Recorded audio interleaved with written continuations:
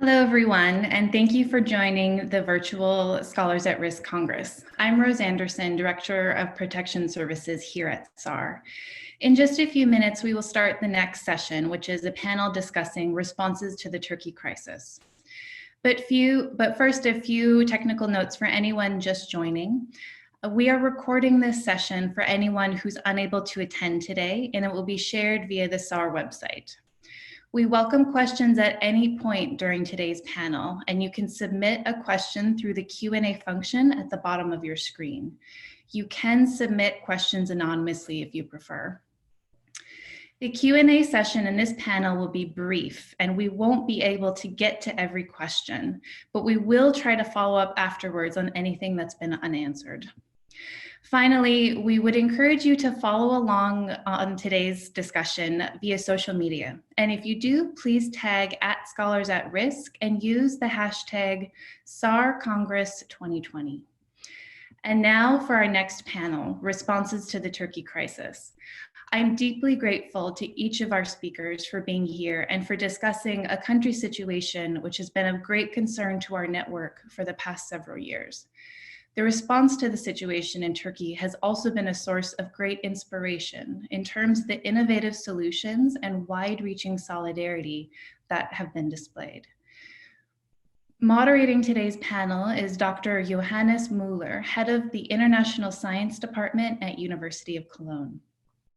At University of Cologne, Johannes coordinates international partnerships and also coordinates the university's support to threatened and refugee scholars. The university is one of the founding members of the SAR Germany section and currently works with 15 scholars, 10 of which have been supported through the Alexander von Humboldt's Philipp Schwarz Initiative program. In addition to his functions at the administration, Johannes holds a PhD from the European University Institute in History and teaches contemporary European history at the University of Cologne. I want to take a moment to thank you, Johannes, for being here today and for all of the support that University of Cologne has offered to threatened scholars over the years. We're so thankful for your participation in the network. And now I will turn the session over to you. Thank you very much. Good afternoon from Cologne. I know it's morning in New York and almost evening in Istanbul, so one of the peculiarities of a truly global virtual congress. It's a pleasure to be part of this congress, and I'm happy and proud to be personally involved with such an important and meaningful panel. As you know, the Scholars at Risk Network has been following the situation in Turkey since January 2016, when the Academics for Peace petition was first signed. And we know that this petition triggered an unexpected purge of academics in Turkey. Thousands of scholars and researchers were dismissed and put in trial, and it even got worse. Following the attempted coup of July 2016, thousands more were dismissed and put in trial and imprisoned. In that situation, many academics fled Turkey, sought for shelter abroad, and quite some of them have been and are still hosted at institutions in Germany. My own university, for example, has been pleased to welcome scholars from Turkey to campus for research visits. However, that is an opportunity and a privilege that wasn't at hand for all threatened scholars in Turkey. Many lost their passports, as these were cancelled for scholars under indictment, under charge, and thus thousands of scholars were unable to leave the country. So it has created a unique situation for a huge number of academics still in Turkey who are barred from academic employment in their own country, but are also unable to leave for research and teaching opportunities abroad, and hence they were in essence stuck. A unique situation requires unique solutions, and we want to talk today about two excellent initiatives that seek such a solution. One is Off University, an online platform that provides possibilities to collaborate with academics in Turkey via online courses and research partnerships. And another approach to help Turkish scholars comes from the large-scale solidarity efforts by the Academics for Peace community itself, both in offering support to displaced academics, but also solidarity efforts inside Turkey to support those without access to academia at present. We are now looking forward to get some insights from two speakers who are directly engaged in these efforts. Dr. Tuba İnal-Çekiç, a researcher of urban planning who focuses on urban movements and urban commons from a participatory planning perspective. Tuba got her PhD from Yildiz Technical University in Istanbul and is now based at Humboldt University in Berlin. And Dr. İnal-Çekiç is a founding member of University and a current board member. Also joining us is Dr. Mutluer, a researcher of gender, diversity, and sociology within the Diversity and Social Conflict Department at the Humboldt University of Berlin as well. Neil holds a PhD from Central European University in Budapest, that is now Vienna, and that's another group of scholars displaced through to political pressure. She is an active member of Academics for Peace in Germany and other initiatives related to Academics for Peace. So I'd first like to invite Tuba to give us a preliminary introduction to the University before asking Neil to do the same with the initiatives of Academic for Peace. Tuba. Yeah, thank you so much for inviting for this great effort, and also thank you for your efforts, Rose, and all others in Scholar at Risk Network. I would like to use a presentation, so I want to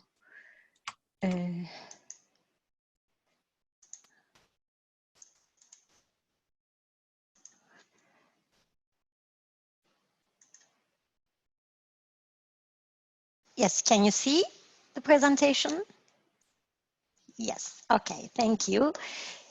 So thank you for the introduction, Johannes. I'm one of the founding members, member of University. It's an initiative which was founded in 2017 in Germany and in Berlin.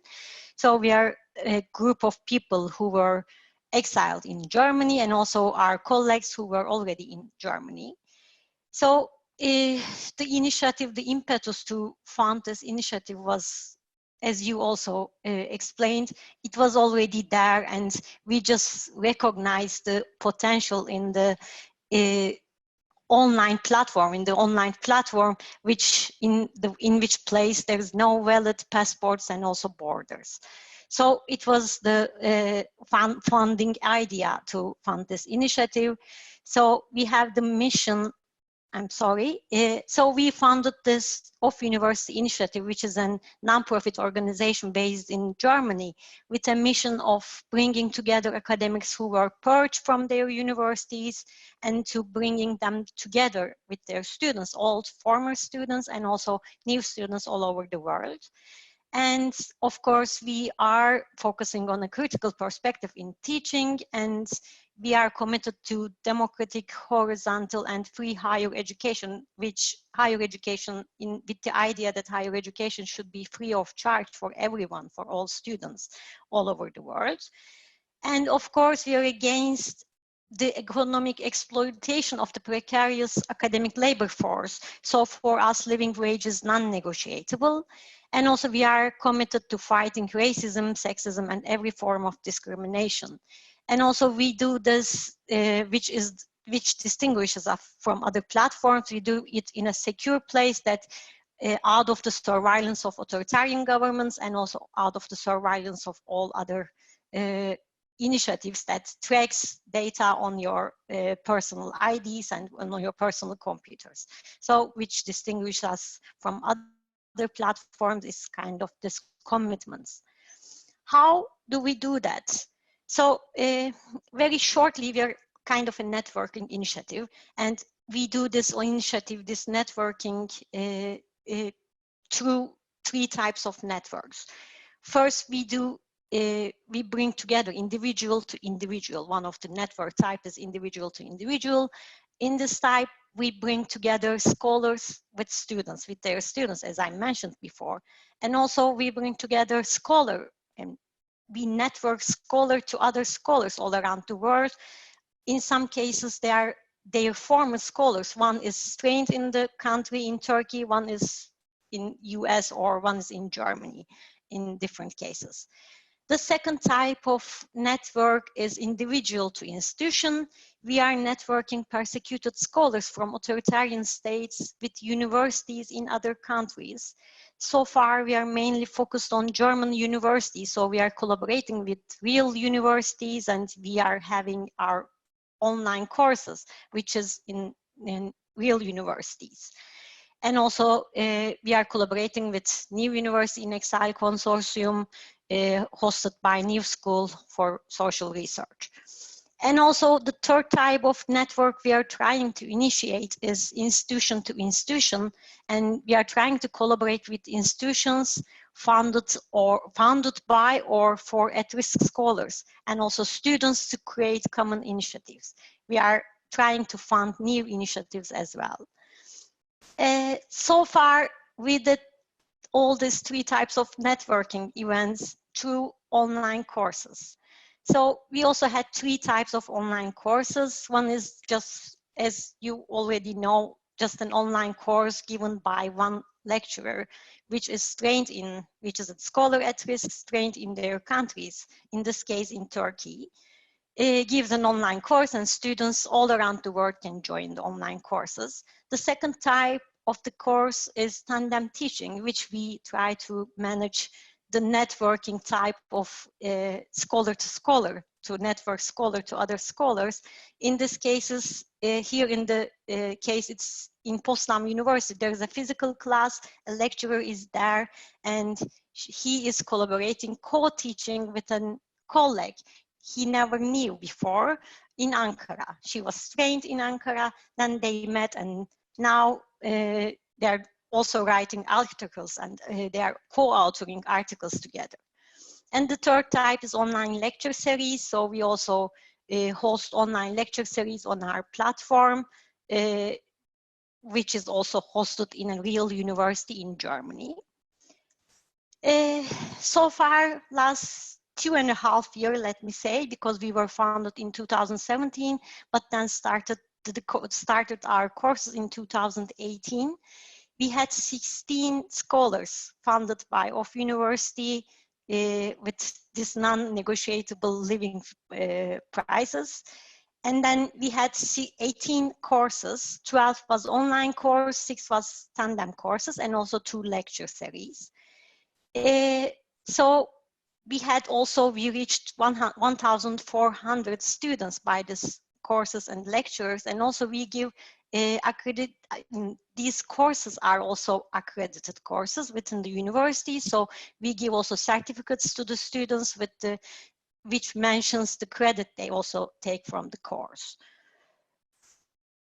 And what is our future goal? So far we manage all these online courses, but we also have some future goals to include persecuted scholars from all around the world. So far we were, just because of our network, we can reach, and also our capabilities, but now we guess we are ready to include more persecuted scholars from all around the world. And also we want to allow similar organizations to use and to share our platform, because we have an online platform which can be used by anyone, to create their own courses and also their own research. We want to create new online and blended teaching, learning, and community building methods. We are also working on this, and we want to contribute to the understanding that academia is not just equal to a traditional university. By doing this, we want to also reconnect research and teaching, which is our also focus now. We want to develop collaborative research projects that have courses and course materials as their outcome. And we want to integrate the research aspects into online courses. Now we have a course call, it's open to everyone, which is for online courses, which also includes some research aspects in it. And also we want to have a laboratory to continue to develop knowledge on online teaching methods with our lecturers. That's what we did so far. I guess if you have any questions. Thank you.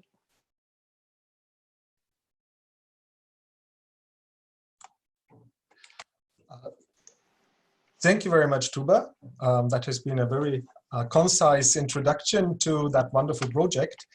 Before turning to Neil, rather a comment than a question, but maybe you may elaborate a little on that. Off University is not the only online university that has been established as a consequence of forced migration. And as you know, also based in Germany, there is Cologne University, which has been in the focus for some time. Comparing the two initiatives, it seems as if Cologne follows a student-centered approach with view to providing education and degrees to migrants, whereas Off University is rather scholar-centered, providing researchers a platform to share their research results, to teach, and maybe, yes, also to earn money with their expertise and scholarship. Is that right? And shouldn't it rather be called On or Back in University rather than Off University? Yes, you are totally right. Yes, we wanted to collaborate with Cologne University. We are still working on that. But yes, of course, there's a difference, and our focus is more on the scholar side, not the student side. So for the students, yes, it's everyone can, all students can, whoever they are, regardless from their position, their, I don't know, education, they can take the courses. But for the scholar, yes, we are more focused on their lives. So we want them to afford their life with the money they can receive from us. By the way, there is one question that came in through the Q&A module, and that is asking, how do you pay the scholars? Where does the money come from?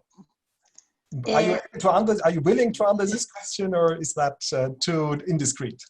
No, it's not. Of course, I can answer this question. We are receiving money from funding institutions, from foundations here in Germany and also all around the world. We are writing research proposals, including this online courses and research aspect of the courses. Then we receive money, we receive grant, and then we give it to the scholars.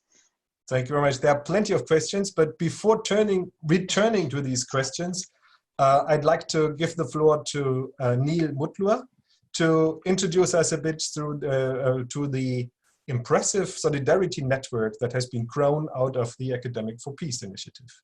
Neil, the floor is yours. No, I think you have to open your microphone.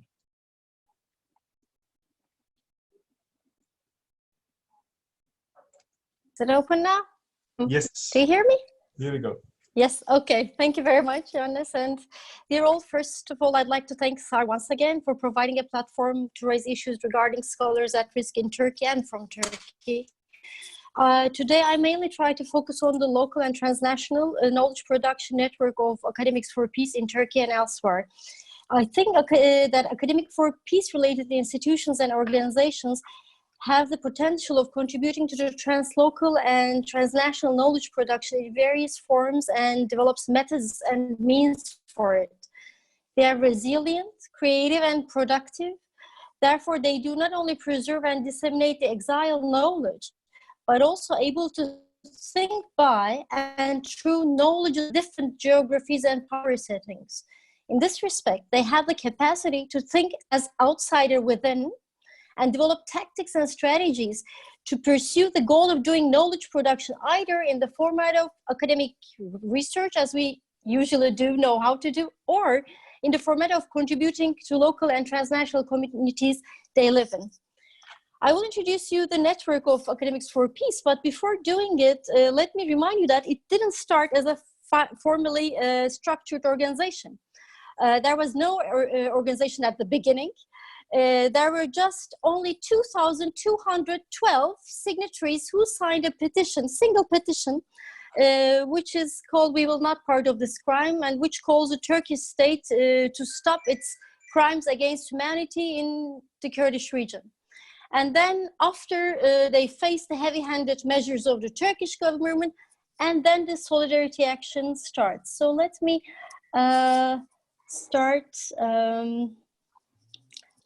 let me show you the map that I prepared. This is a network map. As you can see, it's quite a network. And let's start from the bottom right, the solidarity activities. This is where with the orange bubbles.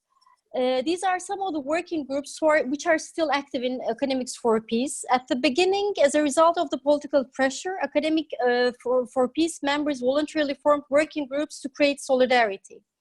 On the top, the ones with the bubble and the blue and the pink bubbles colors, you see the associations and platforms of solidarity academies established by Academics for Peace members in different cities and localities.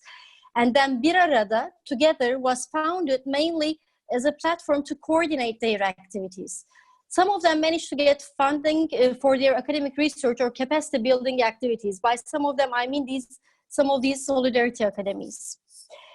The yellow ones are two organizations which are not part of the solidarity academies, yet by their missions of solidarity is still there.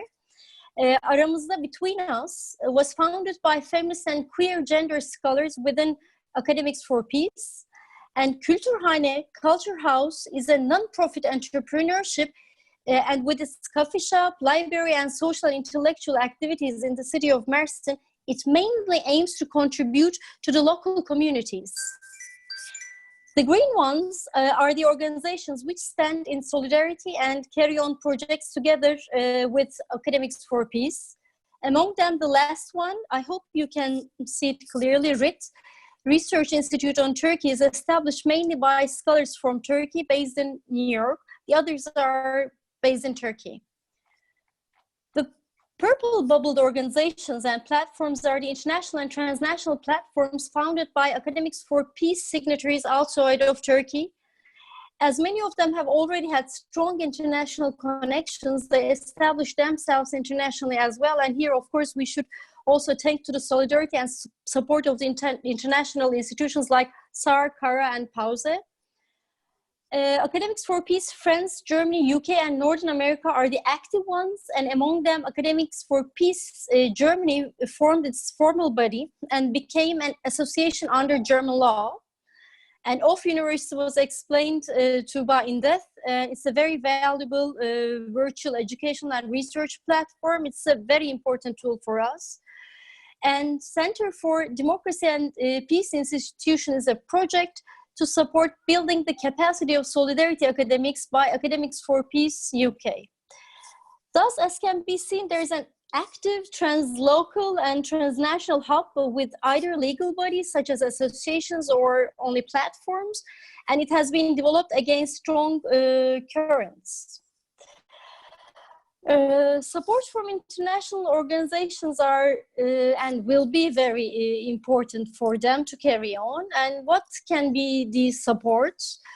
These supports include academic collaborations such as providing accreditations to their solidarity activities like summer school or online classes, or providing access to university libraries database to carry on academic research, or supporting their academic activities or research activities, or it can be equipment or laboratories for Academic for Peace scholars who are from positive sciences.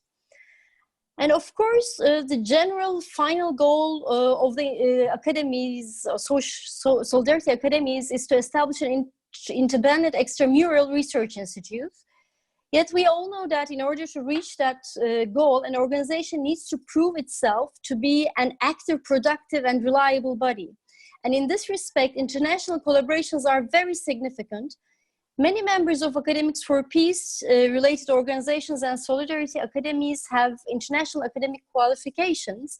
Yet, as a result of the political pressure, it's not easy or even impossible for many scholars who have been dismissed from their positions by executive decrees to carry their work in Turkey or even leave Turkey. Thus, developing international institutional relations and being able to carry on academic research among true research fundings are very, very crucial. And at the moment, their work is supported if and only if they write NGO projects. Of course, this is still very valuable. Yet, NGO projects, as it's because of its very nature, their very nature, gives limited space to academic research, like including doctoral students or assistants, or some specific items.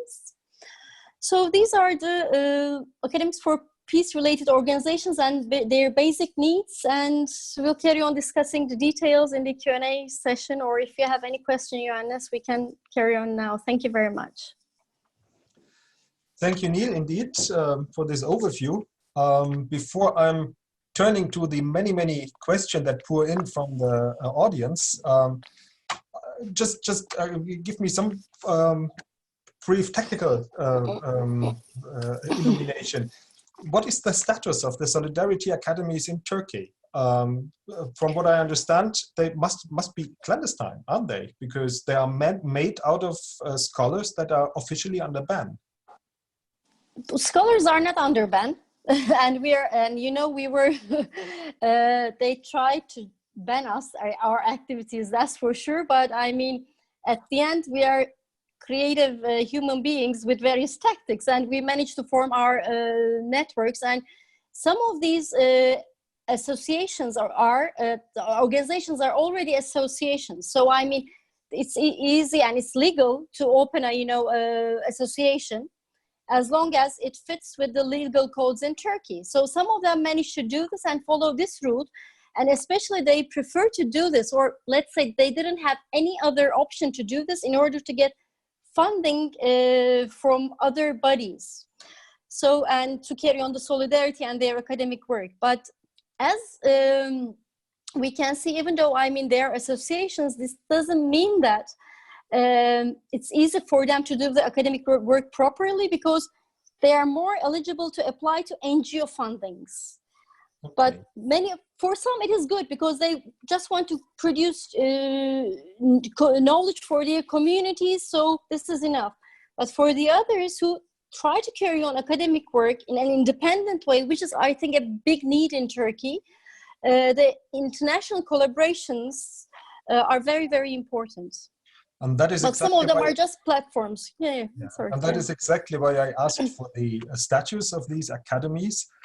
If they are officially constituted as public bodies, then they might be entitled to receive funding money also from within a research corporation from abroad. Of course. That has to be verified, of course, but that, of course, would the plea then in the end, of course, in a way, to look out for possible research corporations with such bodies, which might not be properly research institutions as such, but entitled. But still, Thank you very much, Neil. Thank you. I do have a number of questions, and it's a little hard to find this, to systematize in a way. I might maybe start with Tuba again and give her an opportunity to get back into the discussion. There were many more technical and informational questions, which I would refer to the webpage of the OFF University. You find it easily in the web by just looking out for OFF-University, and you will clearly find the webpage with answers to questions like what are the courses offered and what are degrees awarded, if there are degrees awarded. If you want to reply to questions like this, you are welcome. But I think maybe what is of a more general interest are questions like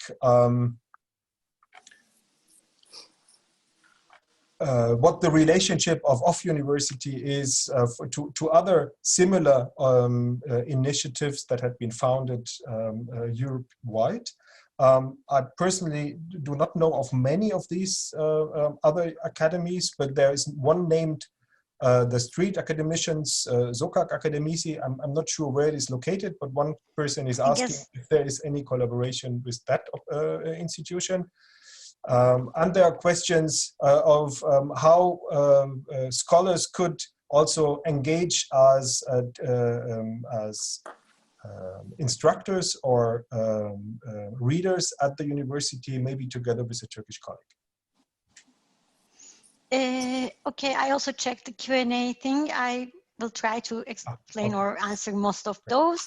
Yes, thanks for referring to our website. I guess it gives many of the information, and also for the technical things, how we are managing to all being not surveilled by the government and also other systems. So we have a platform we feel like secure, because we are working with also an hacker initiative. So there on a regular basis attacking us, and we are trying to betterment our position in the system. For the question on our relation with street academics, so as if you remember the image that Neil shared here, we are working with most of the initiatives there, but now, for instance, we have a collaboration with Bir Arada Derneği, so they are also, whenever they ask to use our platform, it's all, of course, they can use our platform, so we can host their events and also their activities. And we are jointly writing research proposals, for instance, to Heinrich Böll Foundation or some other foundations to get grants, which also includes some online modules on it for the research proposals. So not specifically with street academics, but as I mentioned, we are collaborating with Bir Arada Derneği, which is the umbrella association of many of the street academics or solidarity academies in Turkey. What was the next question? There had been questions about how to collaborate or engage with our events. So in our website, you will see a newsletter. When you just subscribe to that newsletter, then you will start to receive all the events that we are doing. And we do these events as like getting engaged to off university. We have on a regular basis every 4 months or maximum 6 months an event, networking event that we invite all people who are interested in, and then we get decisions all together, which we mean horizontal. So we get the decisions and we have a board, and also we have some staff working with us, paid labor also. So we are getting the decisions in that networking events and then include some more people on voluntary base who wants to support or get engaged with off university. And then as board and working people or our staff in the office, we try to realize all of the events or all of the ideas and projects that were talked or discussed in this network events, network meetings. So subscribing to our newsletter would be enough. Okay. Neil, there is also a number of messages addressing the current situation in Turkey. I think we can't delay the panel to discuss openly the current situation in Turkey as such, but there is a question that is certainly something that can be answered through Academics for Peace. I just cite from the question, it is clear that there is always more to support and help these fellow scholars. My question is, as a lucky one who got himself abroad and found a position, what can I do to support these fellow scholars who are still stuck in Turkey? Mm-hmm. Okay, let me then respond with your question directly. I already summarized them. I mean, but I think the most important thing is to carry on these academic collaborations, make them be able to become an international institution. And here I also just check some of the questions. Maybe I can also respond to some of them. For instance, I mean, the Sintan Joshar's question about how to tackle the authoritarian politics in Turkey and the free market in general that the universities face. I think such collaborations and accreditations, on the one hand, that's true that it's within the system, but on the other hand, once we manage to create the translocal knowledge, we may also develop our means of using our economy or sustainability. So that's why such interaction is important. I mean, either through off university, sometimes this virtual lines or face-to-face connections are also important. So in this respect, recognition is the most important thing. And the other thing is, I mean, many scholars, because of these state government decrees, they cannot even fly out of Turkey. They don't have passports. So even basically convincing universities to open their database to the scholars, Academics for Peace scholars or scholars at risk seems to be a very small but a very crucial step, and also it's another way of opening the knowledge. or this financial and scholarly support in the activities and the researchers in the Turkey? Because I mean, some of the funds are expected. For instance, in the case of Germany, they are generally giving funds to carry on the research in the borders of Germany. However, we know that some of the scholars cannot go, but when we look at the transnational socio-political relations between Germany and Turkey, for instance, we can say that carrying out a research in Turkey means a lot to understand the sociological group within the German borders. Mm-hmm. So we can create such research possibilities and activities together. These are the basic ones and the basic demands of the academies, these institutions, the collective ones. This brings me to a question that can be addressed to both of you. The question goes, would you share your experiences regarding the pros and cons of trying to pursue alternative knowledge production in the midst of authoritarian politics of Turkey and free market priorities of funding? That's a tough one, I know, but it's also addressing the situation of academic freedom. What's the scale of possibilities, of opportunities for Turkish scholars in Turkey to pursue alternative knowledge production?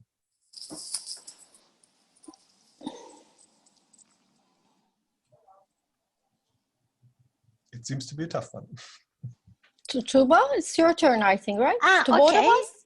It's to both of us, right? To both of you, indeed. Yeah, I think that is really your situation. You are dealing with that issue on a daily basis. So maybe I can start first. For us, it's a bit easier because we are dealing with online, which is quite new and also which is quite wanted for instance, for German universities. So Germany wants to get to online. So just consider our situation now. So they are willing to and they are enthusiastic to get online courses. And so I feel we are not limited.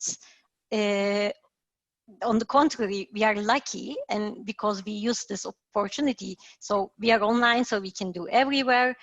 But regarding the topics, yes, we are trying to find funding and grants for instance, gender courses. So we are not just for just working or trying to support only scholar at risk, but also knowledge at risk. So it's not easy, but so far we didn't face any specific problems regarding this neoliberal new university and also new system. But on the contrary, I feel we were lucky to be an online initiative. Mm-hmm. But even beyond an online initiative, also the initiatives and activities of Academics for Peace do address a similar situation. Yeah, just so one more thing. Rather the bridge to Neil at this point. Yeah, one more thing. Yes, please. I have to address that for the funding organizations and funding foundations, they are divided into two parts probably. So there are still some foundations who are trying to fund this kind of endeavors. So I mean, we are getting fund from an organization which are only funding kind of initiatives and courses just related to Turkey and this authoritarianism and also some democratic forces left in Turkey. So I think we are finding some niche grant donors and also funding some niche in funding organizations. We are finding ways, I guess. Mm-hmm. Thank you. My turn, yeah. It's a very tough question, and I think Academic for Peace, or let's say the members of the Academics for Peace, have been dealing with this for quite a time, both because of both from the free market character of the academies, because I mean before Academics for Peace, many academics get institutionalized against the precarity in the job market in Turkey. They have already started such a thing. Plus, I mean, the authoritarianism in countries like Turkey, because in the question and answer, I see that there should be a difference between activism and academic work, but in countries like in authoritarian countries, sometimes there is no such distinction, because you find yourself to open a space to talk about what you find out in your research. For instance, I mean, the very recent example is one of our colleagues, I mean, Bülent Şık, who has been prosecuted because he has published a cancerous epidemic in an industrial region in Turkey. So, I mean, so the authoritarianism comes with all of its, you know, let's say, forces, but still you carry on, and because you have the idea of believing in the science, truth, and you talk truth to the power. So that's how you carry on your work, and that's how it is.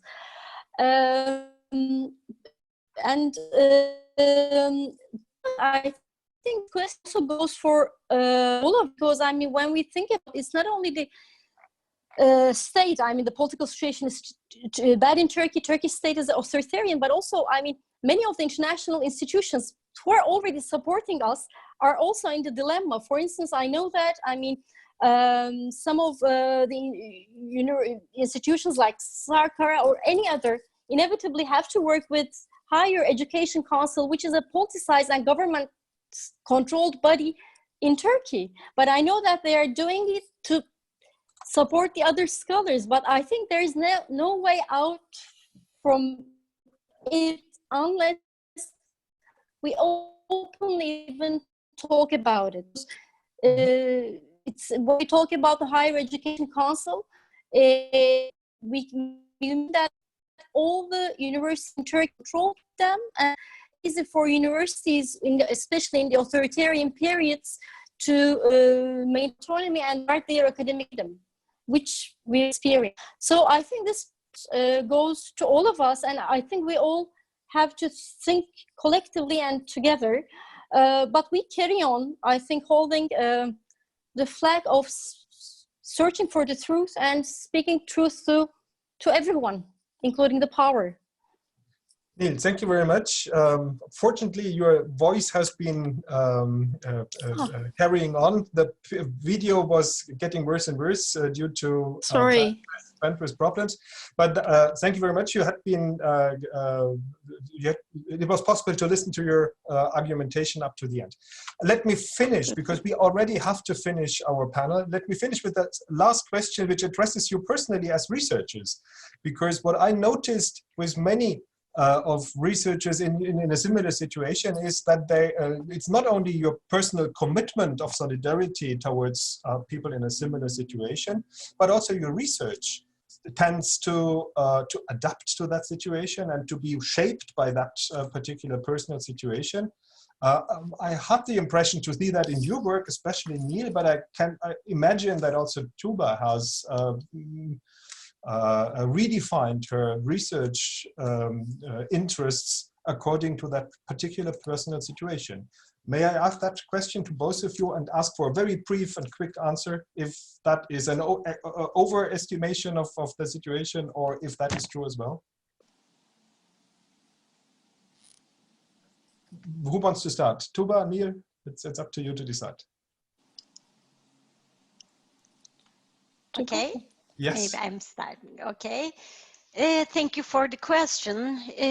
I guess it's the same as what our initiatives are doing. We are trying to tackle all the problems and we are facing. It was not the same as the first year I'm here, so I'm learning in the process as well. And also, I'm also networking with this initiative we are also working in. But most of the time, if you're asking time-wise, I'm spending most of my time in this initiative. So for my own research, what I'm doing just the essential only mode. I'm like on essential only mode. Yes, of course, doing my research and also trying to make new applications, writing new applications and proposals, and also trying to publish. Not easy. And also not easy with the German academia. It's not quite welcoming, quite open as well. So we are finding ways, finding some niches, and just with solidarity, we are trying to manage our lives, of course. Okay, Neil, final words. Yeah. Tuba's points are very nice and very, I mean, yes, to the point, I mean, to survival mode. But in addition to this, I can say that, I mean, for some of my research, only the geography changed. So, I mean, I carry on doing it. But of course, I have a new thing. I mean, I already think about and published about what we've been passed through. So self-reflexively, both as an idea, an opinion piece, and also an academic thing. So it's a new field just entered in my life, but this is not the only field. So the geography changed, but of course we are with the people. I don't know, of course, how long it will carry on like this with the corona issue, but I mean, we'll carry on our research one way or another. Thank you. Thank you very much. I really have to thank you both, Dr. Tuba İnal-Çekiç and from Off University, and Dr. Mutluer for her work and the Academic for Peace Networks. It's so important to have these very exciting insights, and thank you very much for your commitment. It is with such both courageous and encouraging endeavors that many scholars under strain find not only comfort, but above all an academic future and an academic identity. Thank you very much for your commitment. Thank you very much for this session. And this is the end, but of course not of the conference. Please stay tuned. The next session is a plenary by Dr. Laurel Neff of Northeastern University, which will start in a few minutes. And I think we are going to do a more historical perspective on what Scholars at Risk is doing. Thank you all for your attendance at this panel. And thank you. Thank you. Thank you, Johannes, for moderating. Thank you, and thank you for the questions. Bye.